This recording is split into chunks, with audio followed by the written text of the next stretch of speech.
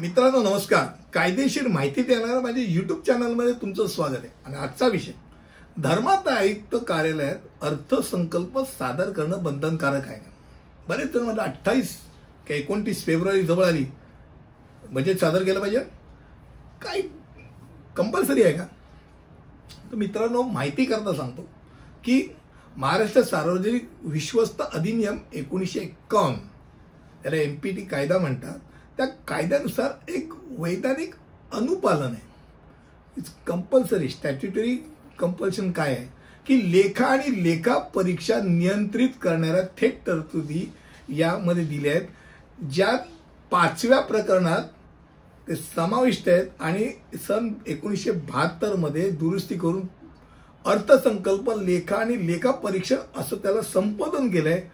त्यात 31A आणि 34 म्हणजे 31A ते 34 अशी कलम आहेत. आणि ती कलम तुमच्या बजेट संदर्भात आहे, म्हणजे अर्थसंकल्पासंदर्भात. तर काय सांगतात कलम 31A काय सांगतं तर अंदाजपत्रक तयार करणं आणि सादर करणं. कलम 31A नुसार ट्रस्टीला धर्मादाय आयुक्तांना बजेट सादर करणं, तयार करणं आणि सादर करणं अनिवार्य आहे. नियम 16A आणि अनुसूची 7A मधील स्वरूप.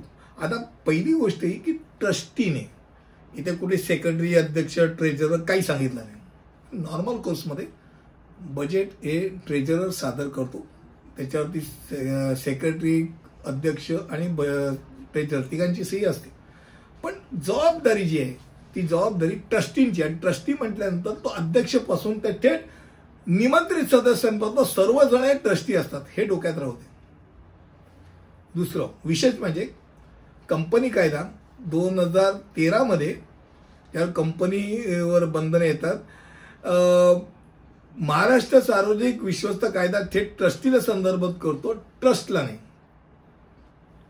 त्यामुळे कलम 31A सांगते की विश्वस्त सादर करतील. सामुदायिक जबाबदारीचे कोणतेही संकेत नाही. विश्वस्त म्हणजे कोण हे सांगितलं नाही, हे डोक्यात राहतं. पण परत माझं वाक्य एक नक्की डोक्यात ठेवा की ट्रस्टी म्हटल्यानंतर ट्रस्टी कोण हे पण मी सांगितलं. मला काय माहिती, मग शेवटी तर अल्टिमेटली त्या ट्रेजरवरती येतं की ट्रेजरर आणि सेक्रेटरी हे दोन जण तोंडी देत असतात. तर बॉम्बे पब्लिक ट्रस्ट रूल्स 1951च्या नियम 16A नुसार 31A मध्ये असं लिहिलंय की सार्वजनिक ट्रस्टच्या विश्वस्ताद्वारे प्रत्येक लेखा वर्ष सुरू होण्यापूर्वी किमान 1 महिना आधीच अर्थसंकल्प धर्मादाय आयुक्तांकडे सादर केला जाईल.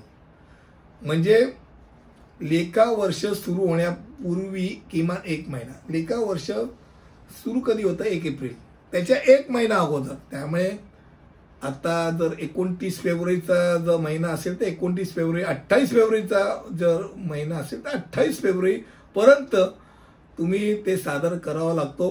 सार्वजनिक धार्मिक हेतूसाठी ट्रस्टच्या बाबतीत वार्षिक उत्पन्न ₹5,000 पेक्षा जास्त असलेल्या ट्रस्टला ते लागू होतं. आणि इतर सगळे जे प्रायव्हेट ट्रस्ट आहेत त्यांना ₹10,000 पेक्षा जास्त ज्यांचं वार्षिक उत्पन्न आहे त्यांच्याकरता हे लागू होतं. हे डोक्यात राहू द्या.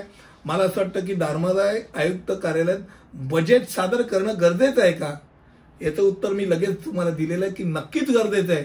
आणि 29 फेब्रुवारी हे वर्ष 29 फेब्रुवारीचं आहे. 29 फेब्रुवारीच्या आत केलं नसेल तर पहिल्यांदा करा.